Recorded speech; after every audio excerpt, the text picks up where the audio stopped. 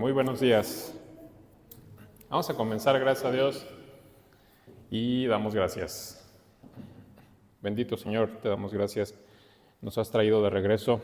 Gracias por todo este tiempo de descanso, Señor, de los ministerios. Ahora venimos ante ti, ante tu palabra nuevamente, por tu gracia que nos traes.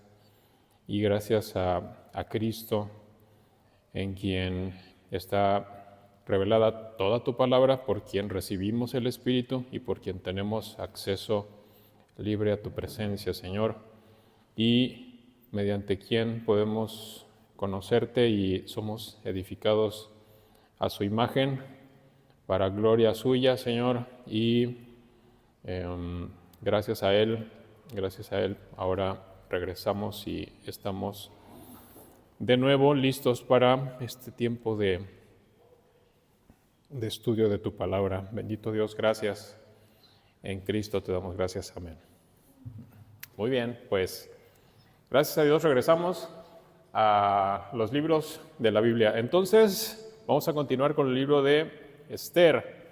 El libro de Esther, pues básicamente es el último libro de la historia, de los libros históricos de la Biblia, y el asunto con Esther es que nos está hablando de un tema muy especial, tiene un propósito especial. Entre los grandes temas que toca, como el asunto del exilio, estamos hablando del pueblo de Dios en el exilio, estamos hablando también algunos autores lo llaman antisemitismo, que es esta disposición del mundo contra Israel. Usted lo sabe, esta disposición es histórica contra Israel. Primero Egipto contra Israel, después amalecitas contra Israel, después cananeos contra Israel, y bueno, una serie de enemistad. Y en algún punto Babilonia contra Israel, y bueno, conquistaron la ciudad, se llevaron a los exiliados. Después tenemos a los medopersas contra Israel, y así sucesivamente. Entonces, el libro de Esther ya es lo último de la historia de Israel en el Antiguo Testamento. Es ahí donde estamos con el libro de Esther. Fíjense, el libro de Esther en el tiempo se sitúa en la misma época, más o menos en los mismos 100 años, 150 años, en la época de Esdras y Nehemías. ¿Se acuerda de Esdras y Nehemías? Sí, claro. Sí, el escriba Esdras, Nehemías, el gobernante, cuando finalmente, después de los 70 años del exilio, fueron liberados, Zorobabel fue encomendado para reconstruir el templo, y reconstruyó el templo, y 80 años después el Señor levantó a Nehemías para reconstruir los muros, ¿verdad? Entonces, de hecho, cuando Nehemías en el capítulo 1 se presenta ante el rey Asuero, Artajerjes, estamos hablando posiblemente de que cuando se presentó ante el rey para pedir permiso de reconstruir los muros, posiblemente estaba Esther como la madrastra del rey. Entonces estamos hablando del mismo círculo de tiempo, ¿sí? Entonces, en términos de tiempo, es ahí donde se ubica Esther. ¿Cómo les fue con la lectura del libro? Bien. Es una muy linda historia. Paréntesis, no lo iba a mencionar, pero lo voy a mencionar. Un predicador en Argentina hizo una referencia muy interesante. Yo no la estudié, pero ahorita que dijo la hermana, es una linda historia. Lo que dice este pastor en Argentina es que el libro de Esther durante la Segunda Guerra Mundial, ustedes saben que en la Segunda Guerra Mundial hablamos del Holocausto, 6 millones de judíos que fueron muertos a manos de Hitler, y que el libro de Esther trajo esperanza al pueblo de Israel en aquel tiempo, y que los nazis prohibieron el libro. Bueno, eso es una cosa que menciona este pastor, y no olvidemos que los argentinos, chilenos, uruguayos tienen mucha herencia alemana por los refugiados nazis que se fueron para allá. Bueno, entonces el libro de Esther así se ubica en el tiempo. Ahora, el tema, el bosquejo, si gustan vamos al bosquejo del libro de Esther en su Biblia MacArthur. ¿Todos tienen su Biblia MacArthur? Todos tienen. Si no, aquí hay una que está disponible. Libro de MacArthur a la 1, Biblia MacArthur a las 2, Biblia MacArthur a las 3. Bien, entonces en el bosquejo, la Biblia MacArthur lo divide en 3 grandes episodios. Si ya se ubicó en el bosquejo, lo divide en 1 romano. Esther reemplaza a Vasti. 2 romano. Mardoqueo vence a Amán. 3 romano. Israel sobrevive el intento de genocidio por parte de Amán. Y bueno, ¿qué vemos en el capítulo 1 y 2 del libro de Esther? Vemos, es que el libro de Esther está contado con tanta genialidad, hermanos. O sea, el escritor era tan hábil que prácticamente podemos ver lo que está pasando. Entonces, estamos hablando del reino de Asuero, banquetes. Vemos muchos banquetes todo el tiempo en el reinado de Asuero. Un banquete con Asuero que duró 6 meses y luego uno que duró para sus nobles 2 semanas, si mal no recuerdo. Luego la reina Vasti tenía otro banquete para las mujeres.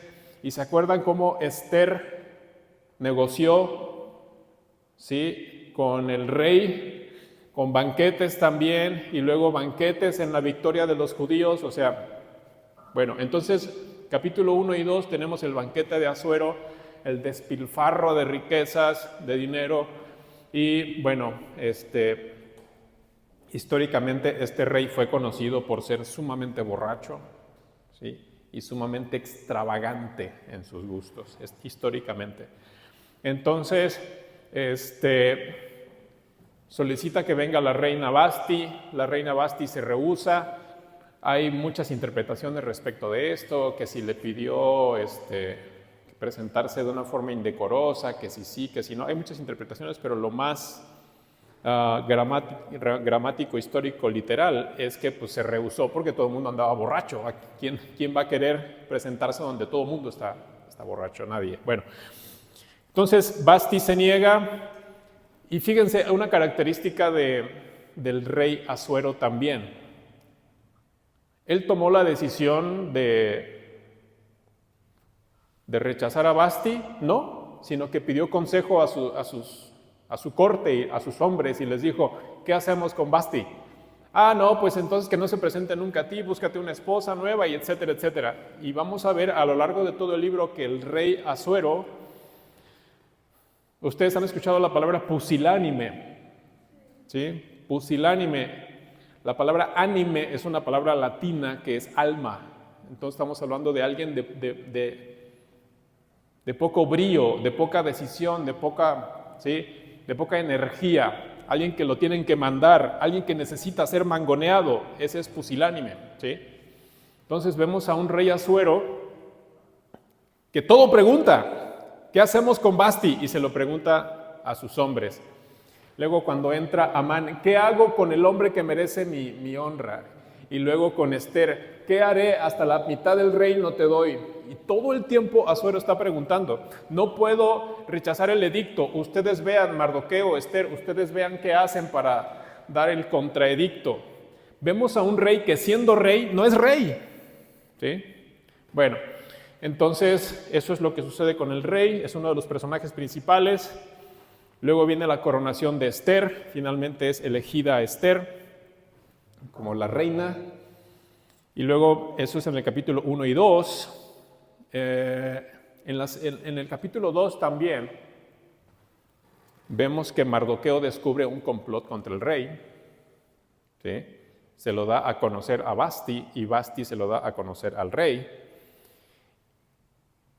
Y entonces los traidores son mandados a la horca, ¿sí? Y Mardoqueo pues no es premiado, ¿sí? Ahí lo dejaron olvidado. Pasó. Después llegamos al capítulo 3. Aparece de la nada alguien llamado Amán. Amán, hijo de Amedata Agageo. Sí, eso es bien importante. ¿Sí? Hay una, ahorita les voy a mencionar porque es importante. Amedata Agageo. Agageo significa descendiente de Agag. ¿Sí? En primer libro de Samuel, Dios ordenó por medio de Samuel que Saúl, ¿se acuerdan del rey Saúl? ¿Sí?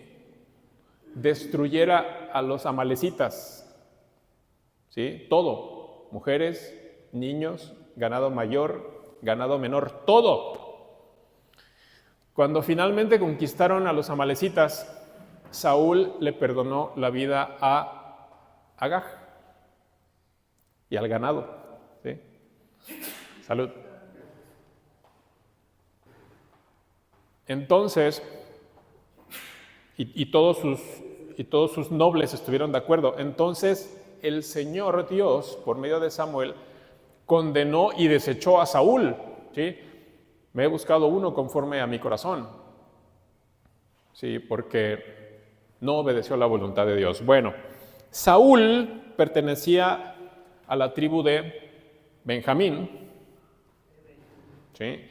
Y Mardoqueo también. Entonces era pariente de Saúl.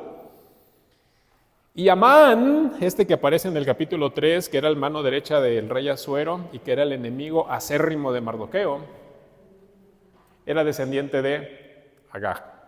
¿Cómo vamos hasta ahí? Estamos haciendo una recapitulación, estamos en el capítulo 3, apareció Amán. Amán era descendiente de Agag y Mardoqueo de Benjamín. Y bueno,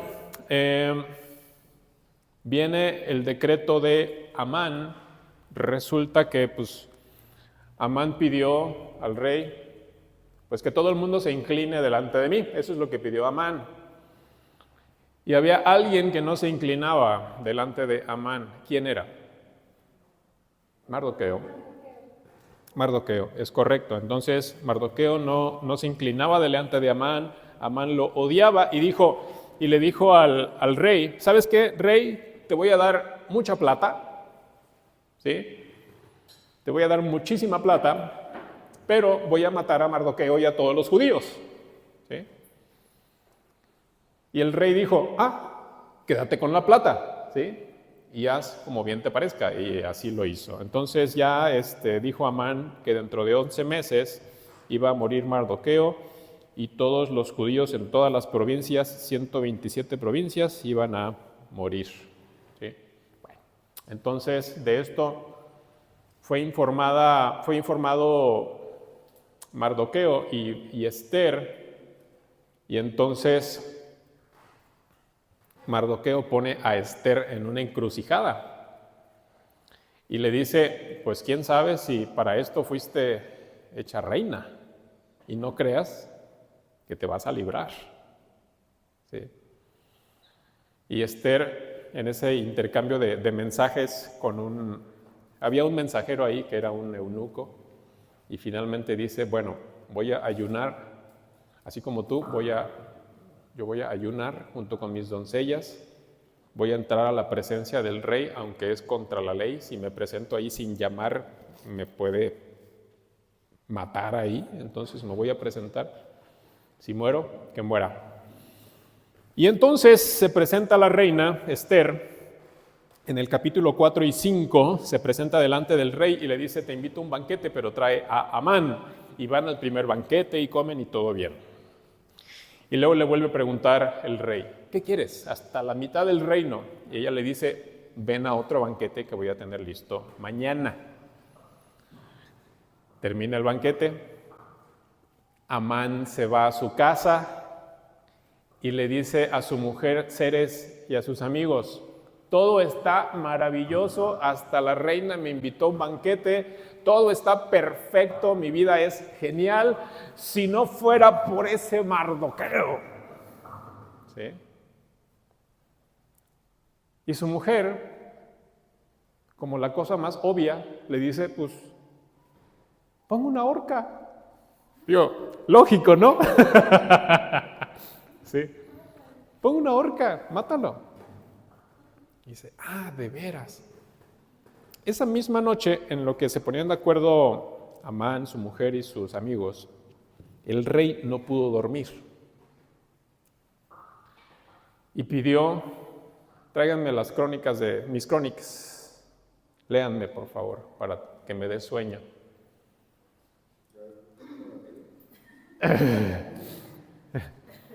Estamos en el... Sí, y le dice, a ver, léeme. Entonces fue este hombre que... el complot para matarme. Cuando matamos a los dos traidores, sí, esa vez... Chispas. ¿Quién era el que me salvó? Mardoqueo. Mardoqueo. ¿Le dimos algo a Mardoqueo? No. Al día siguiente, cuando llega Amán ya traía el plan. Ahorita le voy a decir al rey: déjame poner la horca, voy a poner ahí a Mardoqueo, pero ya. Y antes de eso el rey le dice: ¿cuáles son los honores que le voy a dar al hombre que merece mi honra? Y Amán,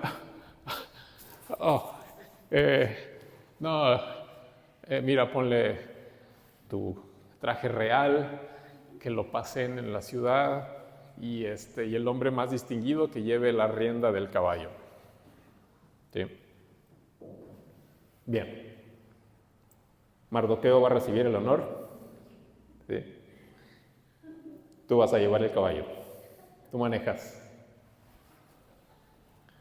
Cuando pasa eso, dice que Amán se fue a su casa cubierto. Significa lleno de vergüenza. ¿Sí? Se va a su casa. Y en cuanto llega a su casa a quejarse, llegan los eunucos. La cena con Basti, la cena con Basti hoy. La cena con Esther. Y se va a la cena de Esther. Y entonces ya estaba contento el rey Asuero en la cena. Le dice: Esther, ¿qué quieres? Hasta la mitad del reino. Le dice: oh rey, dame mi vida y dame mi pueblo, que yo soy judía. Y hay sentencia de muerte para nosotros. Y el rey así como: ¿qué? ¿Quién hizo eso? Este malvado Amán.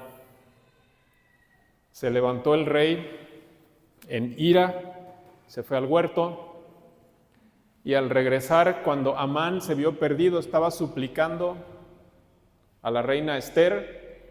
Tal vez se tropezó, tal vez cayó encima de ella, o tal vez estaba... ¿Han visto las poltronas que se usaban antes y ahí parece que estaba rogando a Esther? Entra el rey y le dice: ¿también quieres abusar de la reina? Y esa fue su sentencia de muerte. Entonces, Amán muere, es muerto en la misma horca. Es vengado Mardoqueo. Mardoqueo es puesto en lugar de honor como segundo del rey. Se le da el anillo y le dice la reina: sí, pero de todos modos la sentencia ya está. Dice: bueno, el rey no puede ser revocada la sentencia. Entonces ahí está el anillo. Mardoqueo y tú pónganse de acuerdo, ¿sí? Y vean cómo le hacen. Entonces lo que hicieron fue trajeron a todos los escribas y a ver, vamos a hacer es como un amparo, ¿no? Vamos a hacer un amparo, un contraedicto. Y ya lo hicieron y dijeron: a todos los judíos de las 127 provincias, ese mismo día, ¿sí? Ese mismo día se defienden. Hay una frase, hermanos, que está en el capítulo 9, ya cuando habían ejecutado la orden y se defendieron y nunca lo dice, ahorita vamos a llegar a ese punto, que la ventaja estaba sobre ellos, ¿sí? Y dice, y el temor de Mardoqueo estaba sobre ellos. Total que ellos prevalecieron, ganaron. Dice que de los enemigos que cayeron, fueron por todas las provincias 75,000 hombres que cayeron y le dieron el informe al rey Asuero. En la ciudad, en Susa, capital del reino, habían caído 500. Y al día siguiente le dice Esther, todavía quedan más. ¿Quieren seguir luchando? Sí, queremos seguir luchando. Y al día siguiente mataron, aparte de los 500, otros 300, y a los 10 hijos de Amán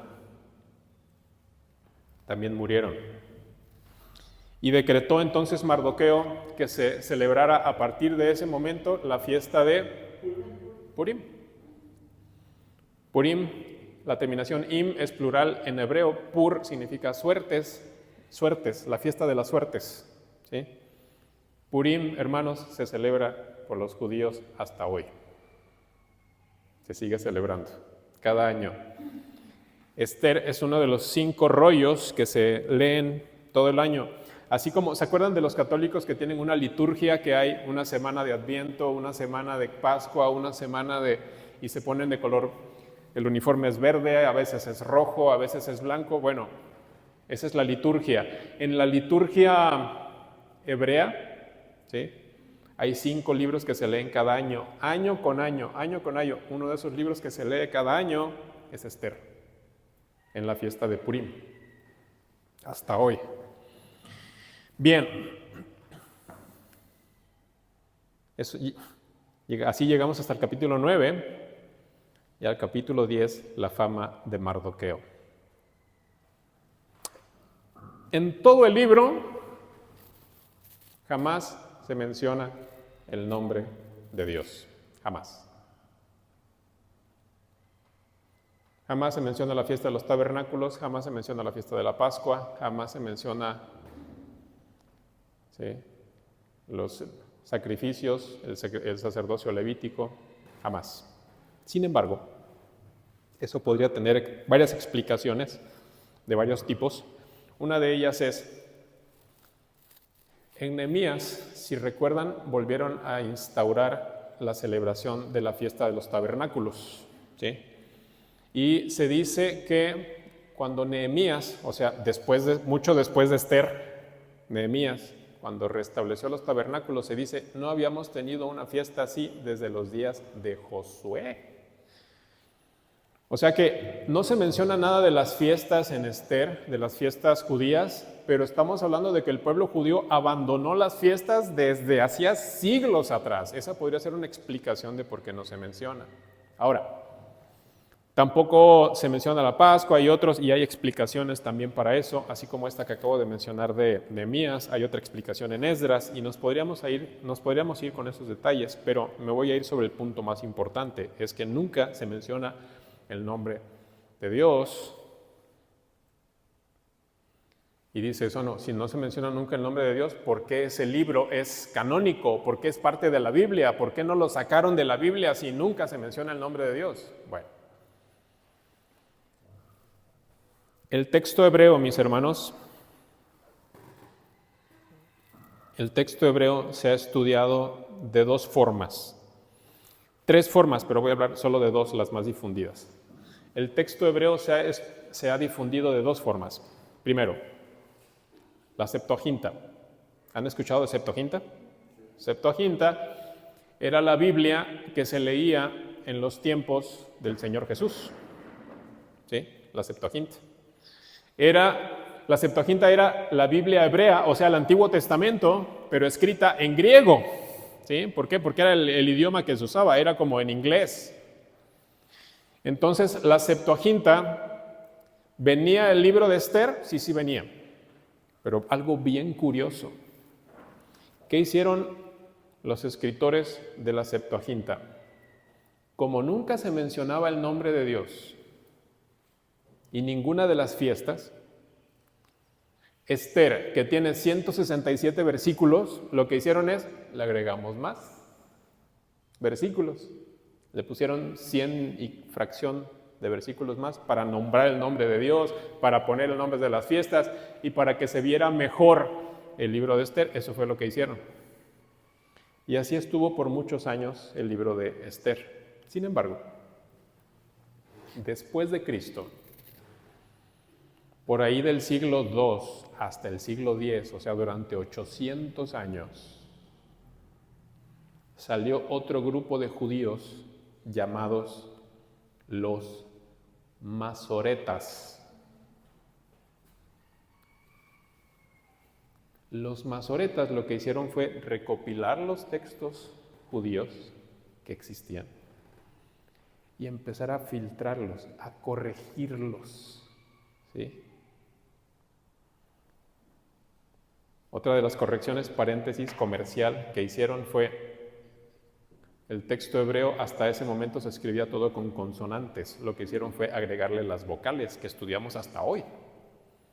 Cuando aprendemos hebreo, aprendemos el trabajo de los masoretas. Pero bueno, entonces hicieron una filtración y lo que tenemos del texto masorético, el texto de los masoretas, son los 167 versículos originales de Esther.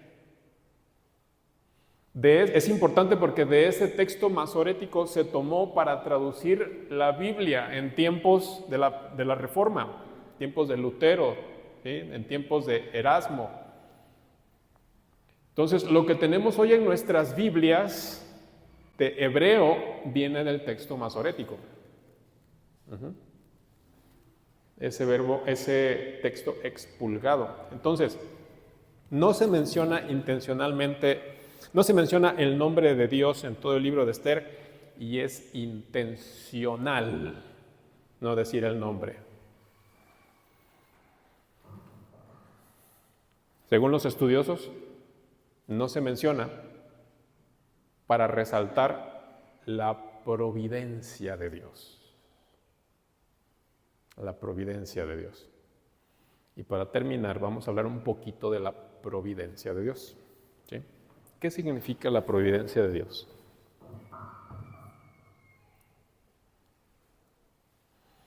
Cuando estudié esto, estaba viendo un poquito del libro del Azor, vi mucho acerca del libro del Exam, la introducción de la Biblia MacArthur está buenísima, pero también fui a la teología sistemática, etcétera, a la de MacArthur. Miren,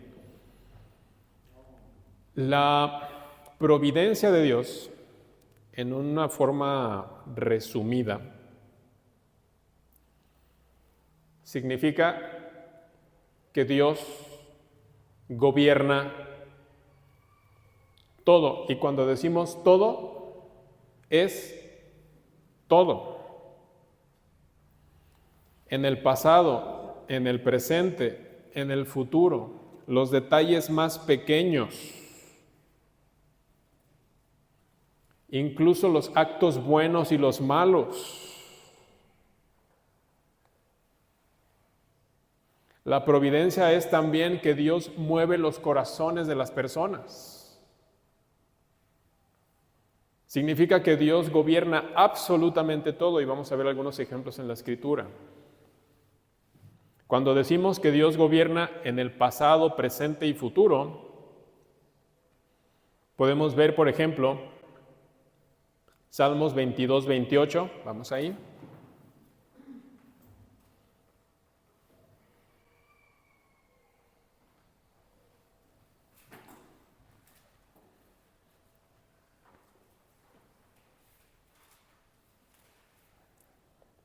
Dice, porque de Jehová es el reino y él regirá las naciones. Y ese versículo, mis hermanos, no es nada más un buen deseo, ¿sí? No es como decirle a otra persona, ay, te va a ir bien, hombre. Ese es un buen deseo. Tú no sabes si le va a ir bien o no le va a ir bien a la otra persona, pero tú le dices un buen deseo, te va a ir bien. Esto que estamos leyendo en el Salmo 22, 28 no es un buen deseo nada más. Está afirmando autoritativamente que Dios reina y Dios reinará en el futuro. Eso es el 22-28. En el Salmo 103-17, estamos hablando de la providencia de Dios. En el Salmo 103-17, si decimos que Dios gobierna y Dios, todos sus atributos de Dios son eternos, en el pasado, en el presente, en el futuro, Salmo 103-17 dice: mas la misericordia de Jehová es, ¿desde dónde? Desde la eternidad y hasta la eternidad sobre los que le temen, y su justicia sobre los hijos de sus hijos, sobre los que guardan su pacto y los que se acuerdan de sus mandamientos para ponerlos por obra. Nabucodonosor, en Daniel 4:34, el mismo rey Nabucodonosor, el rey babilonio, en ese capítulo 4 que empieza diciendo Nabucodonosor, rey, bueno, él mismo dice en el 4:34, mas al fin del tiempo yo, Nabucodonosor, alcé mis ojos al cielo y mi razón me fue devuelta, y bendije al Altísimo y alabé y glorifiqué al que vive para siempre, cuyo, ahí está, dominio es sempiterno y su reino por todas las edades. Él hace su voluntad en el ejército del cielo, en los habitantes de la tierra. No hay quien detenga su mano y le diga: ¿qué haces?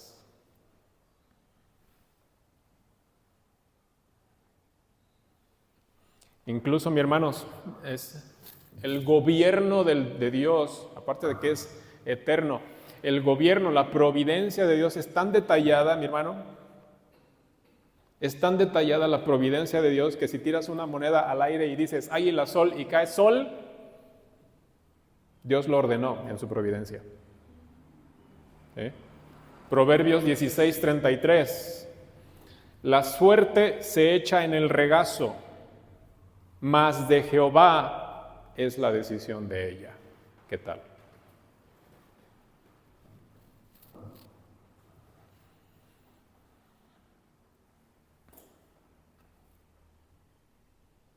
La persona que te encuentres allá afuera, la situación que tienes en casa con tu hijo, tu hija, tus hijos, tus hijas, tu mamá, tu papá, tu esposo, tu esposa, la situación que está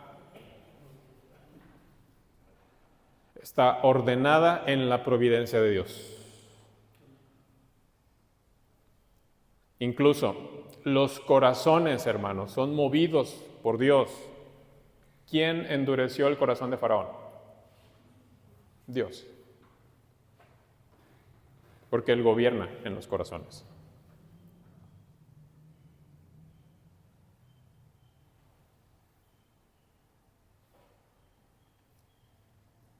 Entonces, el libro de Esther es una gran lección, está puesto ahí como una gran lección. Fíjense lo que va a pasar. Después del libro de Esther, vamos a tener en la Biblia, con los judíos, con el pueblo de Dios, de aquí a que llegue el Señor Jesús, a partir de Esther, vamos a tener nada más y nada menos que 400 años de silencio. El mensaje que está dejando Dios es: yo gobierno, aun cuando no se mencione mi nombre. Aun cuando parezca que no estoy, yo reino. Es el mensaje de Esther. Mucho más que decir acerca del libro de Esther, mis hermanos, pero ya se nos acabó el tiempo. Y la próxima vez, con el favor de Dios, vamos a entrar a los libros sapienciales, los libros poéticos, a la poesía hebrea. Vamos a estar dando un gran paseo por Job, Salmos, Proverbios, Eclesiastés y Cantar de los Cantares. ¿Todo lo vamos a ver la próxima vez? No. Vamos a ver solamente Job la próxima vez. Hermano. Tengo una duda. Sí. Al principio usted habló y dijo que Esther está situada en el mismo tiempo que Esdras, que era sacerdote, y Nehemías. Y también dice que no se celebraba ninguna fiesta. Quiere decir que Esdras y Nehemías no celebraban las fiestas porque el libro de Esdras, al principio, en los primeros capítulos, dice que había convocó una asamblea y todos adoraron a Dios. Si está situado en el mismo tiempo, aunque sabemos que Esther no habló no habla o menciona el nombre de Dios, ¿celebraron o no celebraron fiestas? Estamos en la misma época, Pero, ¿sí? En el mismo periodo de unos 100 años más o menos. Ajá. Cuando llega Esdras, ¿sí? Cuando llega Esdras, lo que hace Esdras es tomar la Biblia, leerla en público, mucho antes de la Septuaginta, ¿sí? La leen en público y se genera la primera reforma, la reforma de Esdras, y se vuelve a implementar el sacerdocio y fiesta, la Pascua, si mal no recuerdo, ¿sí? Entonces, como punto específico en Jerusalén. Pero si tomamos de ahí hacia atrás los 70 años del exilio más los 400 años de los reyes, estamos hablando de que el pueblo abandonó totalmente la adoración a Dios, ¿sí? Entonces, hablando del contexto de esos 100 años, y si nos ponemos estrictos con las fechas, en esa época se empieza a retomar, porque esa celebración solo se hizo en Jerusalén. Entonces, para ser claros, 70 años después contando la diáspora, los 70 años más los 100 años, en esa época se empezó otra vez a celebrar la fiesta. Es correcto, se empieza a celebrar otra vez en Jerusalén. No tenemos ahorita el contexto de lo que sucedió afuera en el exilio, porque estamos hablando que Esther sucede en el exilio, en Susa. En Irán. Exacto, en Persia, así es, sí. Bien. Sí, amén. Muy bien. Tengo una pregunta. Bueno, con relación al ayuno, aquí me llamó la atención pues que Esther ayunó y pues hizo que sus doncellas también ayunaran. Yo he visto que hay iglesias en donde tienen su doctrina que pues enfatizan el ayuno. Entonces, pues, bueno, yo como que, dentro de mí un poquito veo claro eso, pero sí, ahorita que se tocó el tema, ¿verdad? Entonces digo, pues, ¿cómo es que me lo pudiera explicar? Bien, gracias, una excelente pregunta. El ayuno como tal, en Antiguo y Nuevo Testamento, no es un mandamiento, ¿sí? No dice ayunéis, ayuna, o ayunen, ¿sí? Lo que sí nos dice la Biblia es que fue parte de la adoración desde el Antiguo Testamento hasta el Nuevo Testamento como parte de una costumbre, ¿sí? En el caso del libro de Esther, en el capítulo 4 sí nos está hablando de ayuno. Y ahí es como que una sugerencia de que sí Dios estaba presente, aunque nunca lo nombramos, pero sí estaba presente, pero estamos hablando de una costumbre judía al adorar a Dios, ¿sí? Entonces, el ayuno desde el Antiguo hasta el Nuevo Testamento nunca se da como un mandamiento, pero sí a lo largo de toda la historia bíblica sí aparece el ayuno en múltiples ocasiones, ¿sí? Como un dato histórico, y a la pregunta de ¿debemos ayunar o no debemos ayunar? Cada quien, ¿sí? Pero como tal no es un mandato bíblico. ¿Lo podemos hacer? Sí, como parte de nuestra adoración personal, claro que sí. Y un ayuno tanto puede ser abstenerme de comer, como por ejemplo, no sé, que me gusta, ¿qué será? Las redes sociales. O por ejemplo, no sé, alguien, a una costumbre no mexicana, en España, por ejemplo, la siesta. En España es dormir la siesta después de comer. Ah, tienen cara de que también aquí hay siesta. Pero dices, a forma de ayuno, no voy a dormir la siesta durante X tiempo, sino que voy a dedicarme a la oración en ese momento. Es un ayuno también. ¿Sí? Entonces, por ahí va. ¿Alguien más? Daniel ofrece un tipo de oración parecido. El ejemplo es Daniel cuando se abstiene de ciertos alimentos por adoración a Dios, ¿no? Allí ya hablamos, sí, Daniel 1 y 2, ya hablamos un poquito, un tema diferente, y se usa para compararlo con Esther. Cuando Daniel, en Daniel 1 y 2 dice, no contaminarme con la comida del rey, hay un trasfondo más. Cuando el rey Nabucodonosor trae la comida, nos habla de que trae las costumbres, es un coco wash. A estos jóvenes lo que vamos a hacer es darles coco wash, que aprendan nuestra costumbre, nuestro idioma, nuestras comidas, y vamos a convertirlos en un híbrido entre judío y babilonio. ¿Y qué hacían con esos chavos? Los llevaban a las tierras conquistadas y eran medio babilonio, medio judío, así que con ideas babilonias se ponía a gobernar a los judíos porque se entendía con ellos. Ese era más o menos el proceso. Y en Daniel es específicamente, no me voy a mezclar con las costumbres babilonias, sino que me voy a mantener en la escritura. Ese es el punto. ¿Sí? Va. Muy bien, pues ya nos reconsumimos el tiempo, muy buen tiempo, bendito Dios. Oremos. Dios soberano, muchas gracias por permitirnos pasar este tiempo ante tu palabra preciosa, infinita.